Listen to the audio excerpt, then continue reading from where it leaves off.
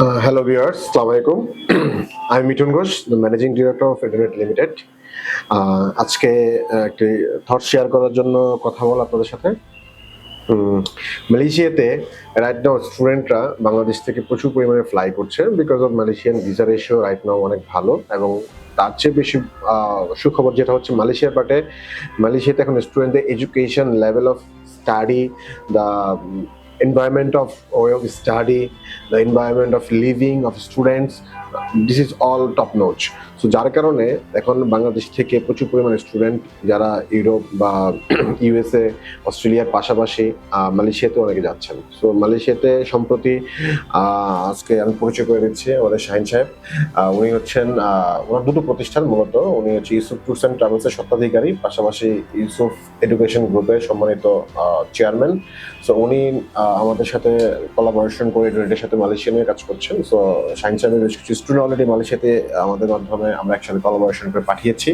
So কেমন আছে তার স্টুডেন্টগুলো, তাদের ফিডব্যাক কি বা কোনো কমপ্লেইন আছে কিনা, এই বিষয়গুলো আজকে শাহিন সাহেবের মুখ থেকে শুনতে চাচ্ছি। আসসালামু আলাইকুম।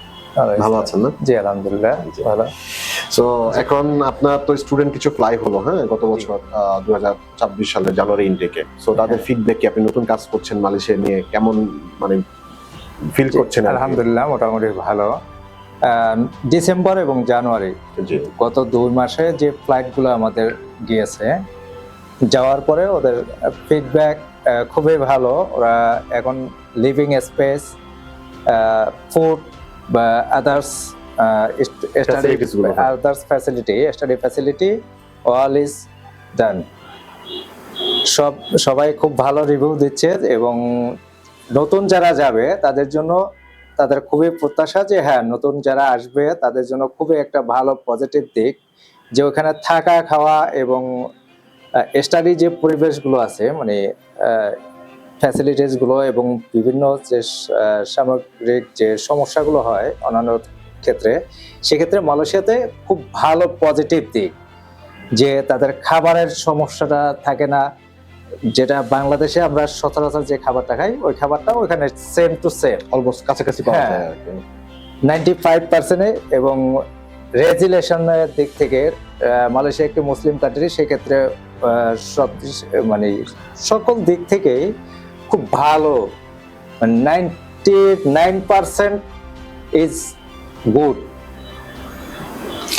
হচ্ছে মানে আমি বলি একটু অ্যাড করে দিই যে আসলে আমাদের বাংলাদেশ স্টুডেন্টদের জন্য গার্ডিয়ানদের একটা কনসার্ন থাকে যে আমার ছেলে বা আমার মেয়ে পড়তে যাবে। আমাদের যেহেতু বাংলাদেশে আমরা Muslim oriented country, that means ইসলাম ওরিয়েন্টেড কান্ট্রি, তো সেই জায়গা থেকে আমাদের গার্ডিয়ানরা একটু কনসার্ন থাকে যে আমার ছেলে মেয়েটা ইউরোপে গিয়ে এই জন্য আবার মিসগাইডেড সামাও না হয়ে যায়। হ্যাঁ, এটা একটা চান্সেস থাকে ইউরোপিয়ান কান্ট্রিগুলোতে, বেসিক্যালি তাদের কালচার আমাদের কালচার থেকে ভিন্ন। বাট যেহেতু Malaysian culture Islamic culture, even তাদের ওয়েস্টার্ন কালচার তারা একসাথে বিলং করে। সো যেহেতু মুসলিম ইসলামিক প্র্যাকটিসটা করে, যার কারণে আমাদের বাংলাদেশি স্টুডেন্টরা সেখানে গিয়ে মিসগাইডেড হওয়ার যে ব্যাপারটা থাকে ইউরোপিয়ান কান্ট্রির তুলনায় খুব কিছুটা কম আর কি, সীমিত। বাট আলটিমেটলি সিকিউরিটি কিন্তু টপ নচ, খুবই ভালো সিকিউরিটি। তারপর হচ্ছে আপনার এনভায়রনমেন্ট, যদি আমি ওয়েদারটা খুব গুরুত্বপূর্ণ ফ্যাক্ট করে, বেশিরভাগ ইউরোপিয়ান কান্ট্রি বা ইউএসএ তে, কানাডাতে প্রচন্ড ঠান্ডা পড়ে শীতকালীন, যেহেতু শীত প্রধান দেশ একরকম। সো ওই দিক বিবেচনায় কিন্তু মালয়েশিয়াতে আমাদের বাংলাদেশের মতো ওয়েদার, তাই না? তো স্টুডেন্টরা ওখানে গিয়ে একটা ভালো কমফোর্ট জোনে থাকে, ওয়েদার জন্য তো কোনো প্রবলেমের মধ্যে তারা ফেস করতে হয় না। পাশাপাশি মালয়েশিয়াতে যেটা হয়েছে আরেকটা বড় ব্যাপার, আপনি যদি আমি অ্যাড করি আপনার সাথে, স্টুডেন্টরা ওখানে আমাদের গার্ডিয়ানরা এখন বেশি বেশি পাঠাচ্ছে বিকজ অফ আমাদের গার্ডিয়ানরা চাইলেও কিন্তু আমাদের স্টুডেন্টদের সাথে গিয়ে মিট করে আসতে পারছে। হ্যাঁ, সেমিস্টার ব্রেকে মিট করে আসতে পারতেছে। ভিসা পাওয়ার আরেকটা পারপাস হলো, যেটা হলো সিকিউরিটি পারপাস। যেমন একটা গার্ডিয়ান আমাদের বাংলাদেশে মানে গ্রামে থেকে ঢাকাতে পড়াশোনা করতে আসার পরেও যতটা সিকিউর থাকে, তার চাইতে মানে 90% বাংলাদেশের চাইতে 90% সিকিউর ফিল করে সেখানে। কারণ ওইখানে না আছে কোনো মারামারি ভয়, না আছে কোনো পলিটিক্যাল ইস্যু, না আছে কোনো others issue. Everything is concern. So সব দিক মিলে হচ্ছে আমাদের স্টুডেন্টরা কিন্তু আরেকটা বিষয় হচ্ছে, যেমন সেমিস্টার ব্রেকে তারা চাইলেই বাংলাদেশ আসতে পারে, পরিবারের সাথে মিট করতে পারে, বিকজ অফ এখানে আসা যাওয়ার মানে এয়ার ফেয়ারটা খুবই তুলনামূলক কম, এবং গার্ডিয়ানরা গিয়ে দেখা করতে পারে। দ্যাট মিনস বিভিন্ন হলিডে প্ল্যান করতে পারে মালয়েশিয়াতে, তার সন্তানের সাথে সময় কাটিয়ে আসতে পারে, সন্তানকে গাইড করতে পারে গিয়ে, বিকজ মালয়েশিয়াতে যাওয়ার ভিসাটা খুব সহজ বাংলাদেশের থেকে, ইউরোপের তুলনায় আর কি। তো সব দিক মিলিয়ে এখনকার আমাদের বাংলাদেশি গার্ডিয়ানরা মালয়েশিয়াটাকে প্রেফার করছে বেশি আর কি। হ্যাঁ, সো আপনি আরেকটা জিনিস আমাকে গতকাল শেয়ার করলেন, যেটা হচ্ছে যে আপনার যে স্টুডেন্টগুলো অলরেডি ফ্লাই হয়েছে তারাই তাদের পরিচিত জন বা আত্মীয় স্বজনদেরকে আপনাকে রেকমেন্ড করতেছে ভিসা প্রসেস করার জন্য। সো ডেফিনেটলি এটা একটা পজিটিভ সাইড, বিকজ আমার যদি পাঠানো কোনো স্টুডেন্ট ভালো না থাকে তাহলে ডেফিনেটলি সে কোনো স্টুডেন্টকে বা তার পরিচিত জনকে প্রেফার ডেফিনেটলি করবে না। হ্যাঁ, অবশ্যই এটা খুবই একটা positive sign.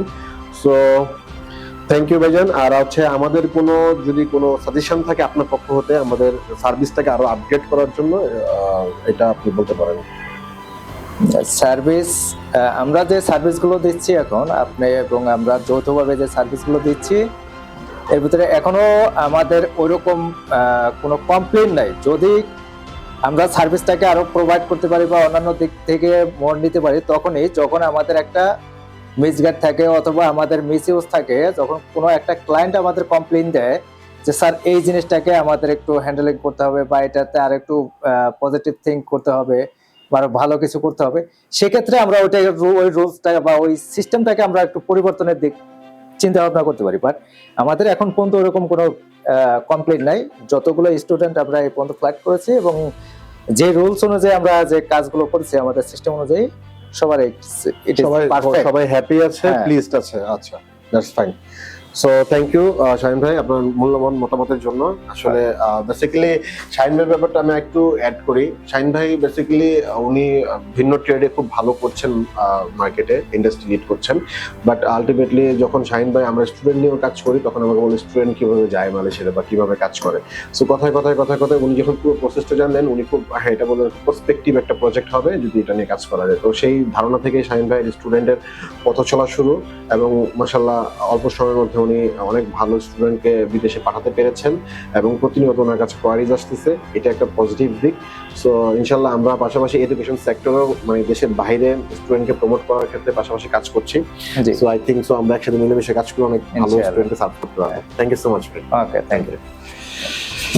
Thank you viewers, সবাই ভালো থাকবেন। আর সো কোনো কোয়ারিজ থাকলে আপনাদের কোনো কিছু জিজ্ঞাসা থাকলে আমাদেরকে নক করতে পারেন। ইনশাল্লাহ আমরা চেষ্টা করবো আপনাদের যথাযথ ইনফরমেশন শেয়ার করা এবং রিচ আউট করা। থ্যাংক ইউ সো মাচ, সবাই ভালো থাকবেন। Bye bye.